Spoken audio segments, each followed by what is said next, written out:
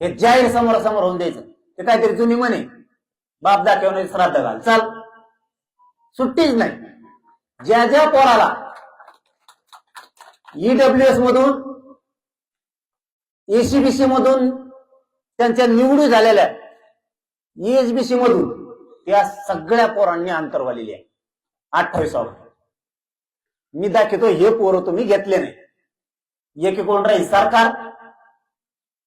लक्षात येत आहे मराठा समाजाच्या, मराठ्यांचं निर्णायक आंदोलन करायचं, मराठ्यांचं कायमचं कल्याण करायचं म्हणल्यावर असं करावं लागणार आहे. सरकार म्हणतात नाही, ज्या ज्या मराठ्यांच्या लेकरावरती अन्याय झाला त्याने 28 ऑगस्टला अंतरवालीला तुमचा अर्ज घेऊन या. मी दाखवतो ही अन्याय तुमच्यामुळे झालाय. एसीबीसी, ईएसबीसी आणि ईडब्ल्यूएस विभाग कोणताही असो, महावितरण असू द्या, गृह असू द्या, नगर विकास असू द्या, कृषी असू द्या, तुमचा महसूल कुठलाही विभाग असू द्या, ज्याच्या ज्याच्या ज्याच्या ज्याच्यातून निवडी झाल्या त्या सगळ्या पोरांनी 28 ऑगस्टला अंतरवालीला या. मी दाखवतो सरकारनं या मराठ्यांवरती अन्याय केलाय. तुम्ही नाही आले तर सरकारनं आम्ही नाही अन्याय केला, आणि मी म्हणणार प्रश्नच नाहीत वाटतं. एकाही पोरांना त्या थांबवू नका. 9वा मुद्दा का 10वा, सारथी संस्थेमार्फत ज्या योजना बंद आहेत, ज्या सुरू करावं असं तुम्हाला कायमस्वरूपी वाटतंय,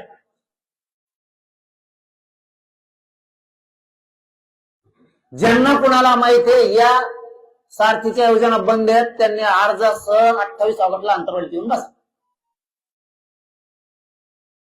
याला जोडून सारथी मार्फत ज्यांनी ज्यांनी फायदे घेतलेत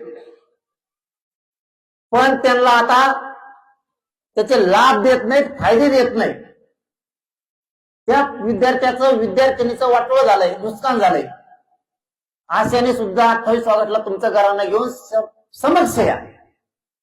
राज्याला पण दिसू द्या किती मराठ्यांच्या लेकराचं सरकारनं वाटोळं गेलं, आणि सरकारला दिसू द्या की ह्या पोरांचे खरोखर आपल्यामुळे हाल झाले. हो द्या आता समोरासमोर सगळ्या गोष्टी वाढल्या, कायमचे तोडगे काढून टाकू. पुन्हा कोणी म्हणायलाच नको की सारथीमधून माझं काम झालं नाही, मला त्याचा फायदा मिळाला नाही, अगोदर दिला नंतर दिला नाही. ते सगळ्यांनी यायचे. आता इथं एक मुलगी आहे, काजल दिगंबर कातोळे नावाची, तिचे वडिलांनी मराठा आरक्षणासाठी. हा, 4 मुली आहेत, त्या 3 मुली 1 मुलगा, 4 मुलं आहेत. हे म्हणतात आम्ही घरपोच नोकऱ्या दिल्यात, आणखीन या मुलीला नोकरी सुद्धा दिली. हे फडणवीस साहेब तुमचं काम का? परत म्हणू नका टार्गेट करतोय, टार्गेट नाही करत, माझ्या समाजाच्या समस्या मांडतोय मी.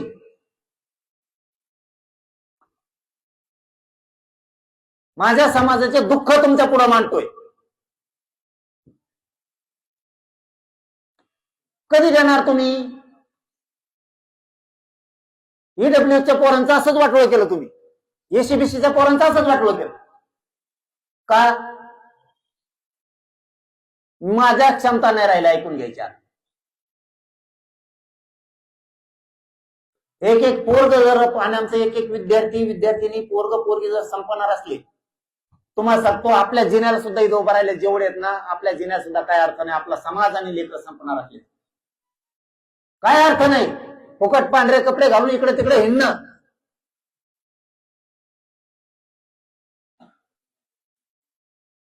एक दोन अंगठे हातात घालणं हिंडणं, काय त्या फुगीरपणात उपयोग नाही तुमच्या. तुमचं लेकरू जर वनवन भटकायला लागले नोकरीसाठी आणि भिकाऱ्यासारखं 4 जणांच्या दारात जर भरणार असलं तर मराठ्यांना तुमच्या कष्टाला काही चीज नाही. तुम्हाला कोण फसवतं ही शोधला पाहिजे तुम्ही.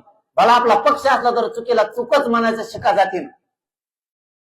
जी जात असं शिकली, चुकीला चूक म्हणायची, ती जात सुधारली.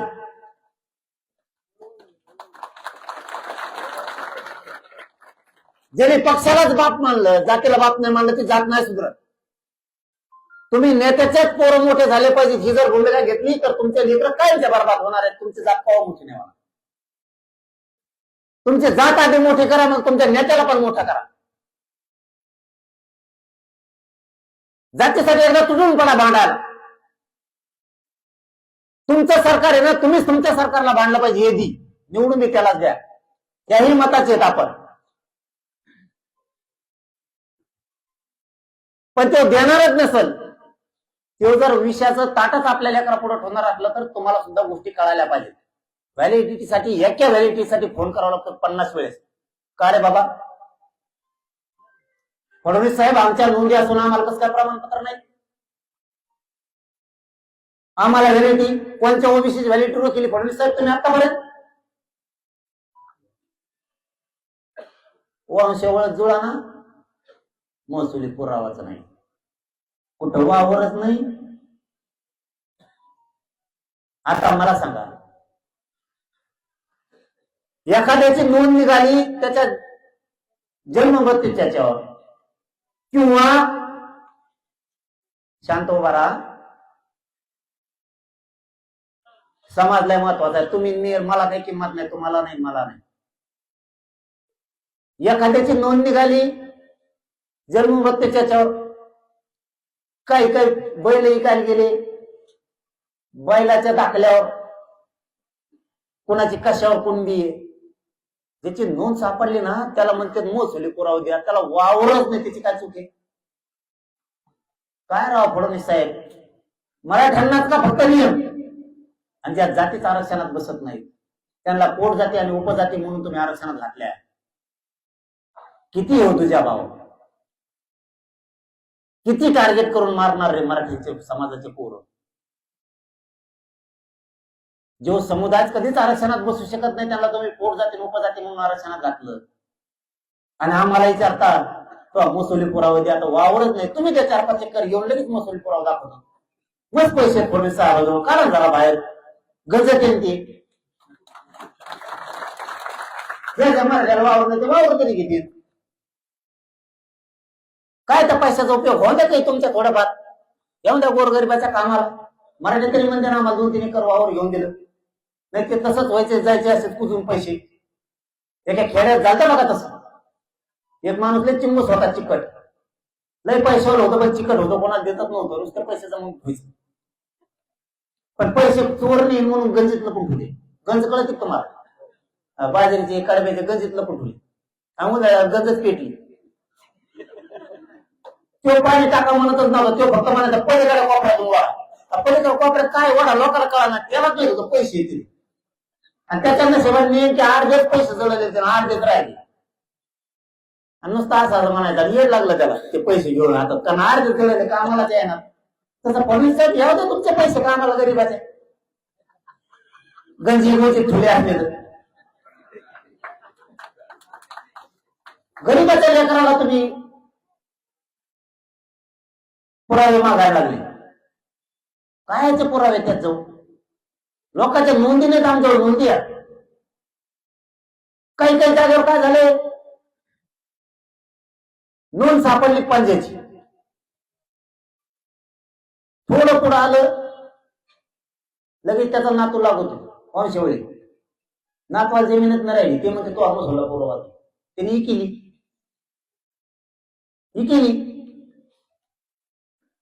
म्हणजे यांच्या थोडक्यात ई केवाय सारखं आहे.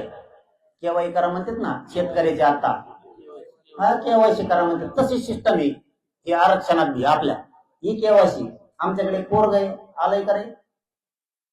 नाही का? उदाहरण म्हणून सांगतो, आरक्षणाला चिटकून उदाहरण आहे. 10-5 जण जमले शहाणे, पारावर रस्त्यात बघायचे, चांगलं सुखात चाललो होते, 2-3 एकर वावर घेतलं होतं, ऊस पीस लावला, 4-2 नमुने भेटले, ते म्हणले मुकादम होय, लय मजा आहे त्याच्यात. चांगलं सुखाने चाललं होतं, 26 टायर केले त्याने बैलगाड्या, 26 बैलगाड्या. फडणवीस साहेब खरं हे तुम्हाला परत खोटं वाटत, तुम्हाला वाटत मलाच वाजत, तुम्हाला नाही वाजत बाबा, तुम्ही मराठ्याला द्या, हेच मराठी तुम्हाला डोक्यावर घेते, हे पण फडणवीस साहेब लक्षात ठेवा. त्यांनी काय केलं, थांबे बाबा सातच आपण दोघं, मी पुढं माग आणि सरकार नाही. त्यांनी काय केलं, 4-5 जणांच्या मित्राचं ऐकून मुकादम झाला. 26 त्यांनी टायर लावल्या.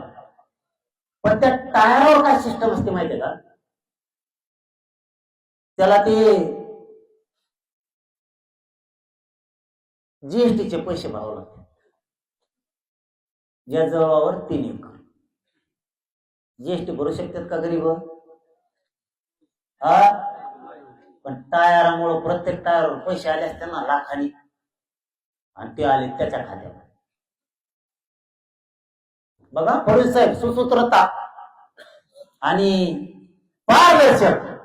फडणवीस साहेब म्हणतात पारदर्शक करा. बघा आता पारदर्शक कसं आहे, टायर कोणाचे काय कोणाचे पैसे आले त्याच्या खात्यावर, त्याने भरला जीएसटी, म्हणजे तो आला व्हीआयपीच्या रेंज मध्ये, त्याचं कुपनच कॅन्सल केलं.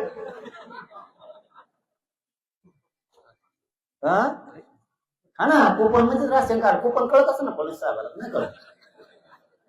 कुंपण म्हणजे कुंपण हे तार मारणे नाही, चौकून तार मारणे ते तार कुंपण म्हणते. पण कुंपण म्हणजे आमच्याकडे खेड्यापाड्यात कुंपण म्हणतात त्याला, पण राशन दुकान बुवा.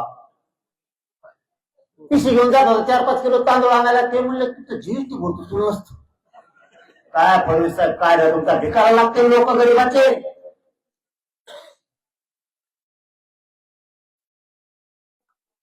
पैसे आले मुकादमकीचे,